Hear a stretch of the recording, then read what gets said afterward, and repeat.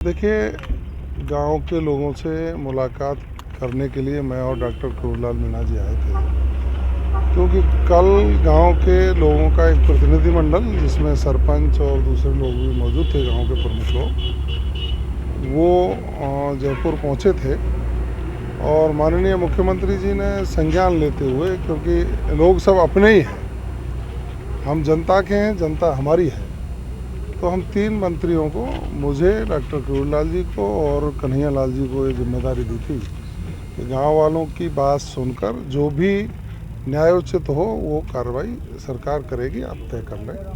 हमने गांव वालों की बात सुन कर के जो गांव वालों की मांग थी कि भाई हमें देवली उपखंड से हटाकर उनियारा में लगाया जाए। अब ये विषय भी कांग्रेस ने पैदा किया था। ये 2021 में पुनर्गठन हुआ, 21-22 में, और तब इन गांव वालों का कांग्रेस के लोगों ने ध्यान नहीं रखा, इनको 60-70 किलोमीटर दूर जाकर के जोड़ दिया। तो कांग्रेस के द्वारा पैदा की गई समस्या का निदान माननीय मुख्यमंत्री जी ने कहा कि जो जनहित में होगा, जनता जो चाहेगी उसी प्रकार से उसी उपखंड में उनको रख दिया जाएगा। दूसरा, उस दौरान झगड़ा जो हुआ, विवाद हुआ, उसमें गांव वालों का जो नुकसान हुआ था, तो माननीय मुख्यमंत्री जी के निर्देश थे कि हम जनता के लिए बने हैं, जिस किसी भाई का जो भी कोई नुकसान हुआ है उसका सर्वे करवा कर भरपाई सरकार के द्वारा करा दी जाएगी। तीसरा उनका जो था कि इस प्रकरण की जांच होनी चाहिए, तो हम तीनों मंत्रियों ने आश्वस्त किया, माननीय मुख्यमंत्री जी ने सहमति व्यक्त की कि इसकी विस्तृत जांच करेंगे, जो भी कोई दोषी होगा उसको दंडित करेंगे, निर्दोष के खिलाफ, किसी के खिलाफ कोई कार्रवाई नहीं होगी, ये सुनिश्चित किया गया। और सहृदयता माननीय मुख्यमंत्री जी की कि आप गांव में जाकर के देख लेना, वहाँ विकास से यदि गांव वंचित है तो विकास के लिए राशि भी सरकार, चूँकि बजट में काफ़ी दी है, फिर भी किसी गाँव के लिए आवश्यकता पड़ेगी तो 25 लाख 50 लाख जो भी आवश्यकता है उस गांव का समेकित विकास हो, इसकी भी उन्होंने आश्वासन दिया। और हमने आज गांव के लोगों के बीच में इस बात को कहा है। गांव के स्थानीय समरावता गांव के लोग संतुष्ट भी हैं, आश्वस्त भी हैं, और माननीय मुख्यमंत्री जी को कल वो धन्यवाद भी दे करके आए थे अपनी बात। वो आपने देखा होगा, वो एक भी व्यक्ति गांव का नहीं है। कुछ लोग प्रायोजित तरीके से इस गांव की, जो भोला भाला गांव है और आसपास के गांवों की शांति भंग करने का षड्यंत्र रच रहे हैं अपनी राजनीतिक स्वार्थ पूर्ति के लिए।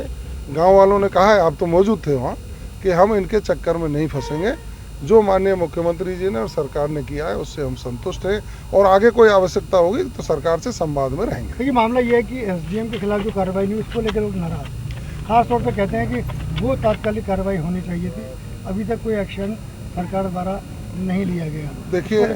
देखिए, हमने कहा कि पूरे प्रकरण की हम जांच कराएंगे। जांच में बिना जांच के कैसे कह सकते हैं आप बताइए।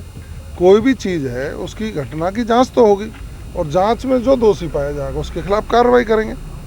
कांग्रेस संतुष्ट नहीं है आपके कांग्रेस ने तो ये बीज ही बोया है। कांग्रेस के जो कुकर्म है उनके कारण ही तो इस गांव का बेचारे का इस तरह का मंजर देखने को मिला है।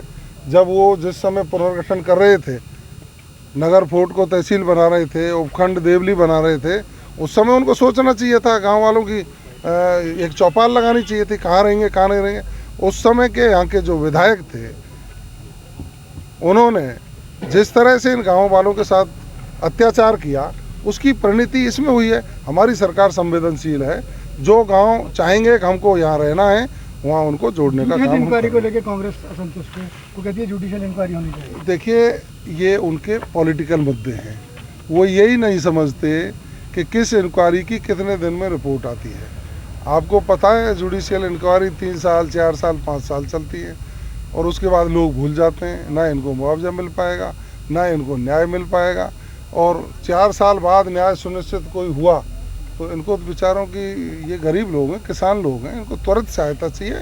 और हम कह रहे हैं ना, हम न्याय सुनिश्चित करेंगे, विशेष जांच कराएंगे और जांच कराकर जो भी दोषी होगा उसके खिलाफ कार्रवाई करेंगे। जो निर्दोष है उसके खिलाफ किसी भी प्रकार की कार्रवाई नहीं होने दी जाएगी। रोष जो है थमने का नाम नहीं ले रहा। आपने भी नाराजगी देखी, आखिर इनकी नाराजगी दूर कैसे की जाएगी? आप हमारे पत्रकार बंधु हैं, आपको सकारात्मकता से देखना चाहिए।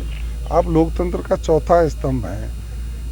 98% गांव के लोग सकारात्मक रूप से करोड़लाल जी के पैरों में पड़ रहे थे ना, बाबा आप ही न्याय दिला सकते हो। गृह मंत्री जी आए, बाबा को गुस्सा इसलिए आ गया था कि कुछ लोग जो प्रायोजित हैं, जो कहीं न कहीं से मैनेज्ड हैं, वो गांव की शांति भंग करना चाहते हैं।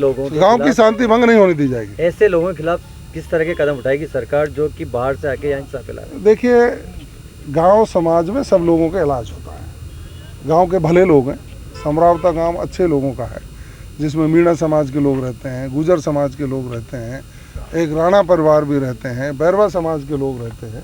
उन सब लोगों ने, राजपूत भी हैं, सब लोगों ने बड़े प्यार प्रेम से सरकार के साथ जो वार्ता हुई उसको स्वीकार किया है और हमें आश्वस्त किया है कि हम संतुष्ट हैं। अब एक दो कोई लोग उन लोगों की शांति भंग करना चाहेंगे तो मुझे लगता है वो पंच पटेल उन पर गुस्सा हुए हैं।